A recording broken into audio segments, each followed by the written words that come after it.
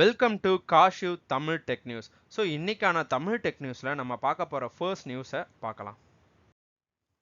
So first news என்ன அப்படின்னு பார்த்தீங்கன்னா, அமெரிக்கன் கவர்மெண்ட் வந்து ஆப்பிள் மேலே கேஸ் போட்டிருக்காங்க. இந்த கேஸ் எதுக்காகன்னு பார்த்தா, ஆப்பிள் ப்ராடக்டை ஒரு ஈகோ சிஸ்டம் அப்படின்னு சொல்கிறாங்க. அதாவது என்ன ஈகோ சிஸ்டம்னு பார்த்தா, ஒரு ஆப்பிள் ப்ராடக்டை பை பண்ணால் அந்த ஆப்பிளில் இருக்க அனதர் ப்ராடக்டை யூஸ் பண்ணி தான் நம்மளால் அந்த ஃபோனில் இருக்க ஃபீச்சர்ஸை யூஸ் பண்ணிக்க முடியும்.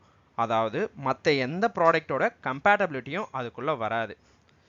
இப்போ ஒரு ஐஃபோன் வாங்குறோன்னு வச்சுக்கோங்களேன், அந்த ஐஃபோனில் இருக்க எல்லா ஃபீச்சர்ஸையும் பெஸ்ட் எக்ஸ்பீரியன்ஸோட நம்ம ட்ரை பண்ணணும் அப்படின்னு பார்த்தா, அந்த பெஸ்ட் எக்ஸ்பீரியன்ஸ் கிடைக்கணும்னா அதுக்கு கூடவே ஐபேட் வாங்கணும், ஐபாட் வாங்கணும், ஏர்பாட்ஸ் வாங்கணும், மேக்புக் இது மாதிரியான ப்ராடக்ட்ஸ் எல்லாத்தையும் யூஸ் பண்ணாதான் நம்மளால் ஐஃபோனில் இருக்க ஃபுல் அண்ட் ஃபுல் பெட்டர் எக்ஸ்பீரியன்ஸை நம்மளால் யூஸ் பண்ணி பார்க்க முடியும் அப்படின்னும் இருக்குது. இது மட்டும் இல்லாமல் நம்ம ஒரு ஆப்பை டவுன்லோட் பண்ணணும்னா கூட ஐஸ்டோர் அப்படின்ற ஒரு அப்ளிகேஷனை யூஸ் பண்ணி தான் அவங்க ஐஃபோனில் ஆப்பை வந்து டவுன்லோட் பண்ண முடியும். அது மட்டும் இல்லாமல் ஃபைலை நம்ம ஷேர் பண்ணிக்கணும்னா கூட நம்ம ஃப்ரெண்ட்ஸ் கூட இன்னொரு ஐஃபோன் யூஸராக இருந்தால் மட்டும்தான் ஃபைலை கூட நம்மளால் ஷேர் பண்ண முடியும்.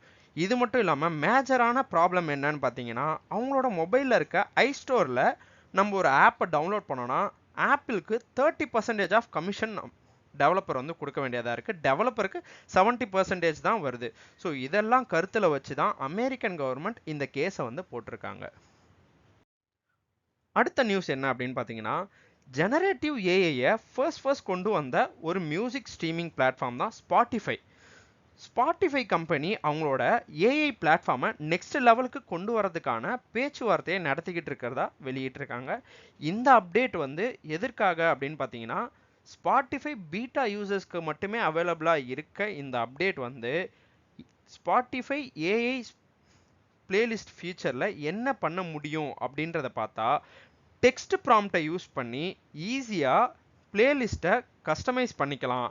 இந்த ஃபீச்சர் யாருக்குன்னு பார்த்தீங்கன்னா, ப்ரீமியம் யூசர்ஸ்க்கு மட்டுமே. அடுத்த நியூஸ் என்ன அப்படின்னு வந்து பார்த்தீங்கன்னா, கூகுளில் ஒரு அனிமேஷனை வெளியிட்டிருக்காங்க. அந்த அனிமேஷன் எதுக்காகன்னு பார்த்தா, சோலார் எக்லிப்ஸுக்காக தான். அதாவது கூகுளில் நீங்கள் போயிட்டு சோலார் எக்லிப்ஸ் 2024 அல்லது ஏப்ரல் 8 எக்லிப்ஸ், அதுவும் இல்லைனா சோலார் எக்லிப்ஸ் இந்த மாதிரியான வார்த்தைகளை நீங்கள் சர்ச் பண்ணிங்கன்னா உங்களுக்கு ஒரு அனிமேஷன் வந்து தெரியப்படும் உங்களோட ரிசல்ட் பேஜில். அந்த அனிமேஷனில் என்ன இருக்குன்னு பார்த்தா, எக்ஸாக்டாக சோலார் எக்லிப்ஸ் எப்படி நடக்குதோ அதே விஷயம்தான் அந்த அனிமேஷனில் இருக்கும். அதாவது சோலார் எக்லிப்ஸ்னால் என்னன்னு பார்த்தீங்கன்னா, ஒரு சன் இருக்குது, அந்த சன்னை வந்து மூன் மறைச்சிட்டு போகிற மாதிரி இருக்கிற விஷயம்தான் சோலார் எக்லிப்ஸ்ன்னு சொல்லுவாங்க. இதை தான் அந்த அனிமேஷனில் வந்து போகுது அப்படின்றதையும் அப்டேட் கொடுத்துருக்காங்க. ஸோ இதே மாதிரி தமிழில் உங்களுக்கு டெக் நியூஸ் தெரிஞ்சுக்கணும் அப்படின்னு ஆர்வமாக இருந்துச்சுன்னா கண்டிப்பாக காஷ் இன்ஃபோடெக்கை சப்ஸ்கிரைப் பண்ணி ஃபாலோ பண்ணுங்கள். கண்டிப்பாக உங்களுக்கு day to day tech news வந்து தமிழில் கிடச்சிக்கிட்டே இருக்கும். தேங்க்யூ.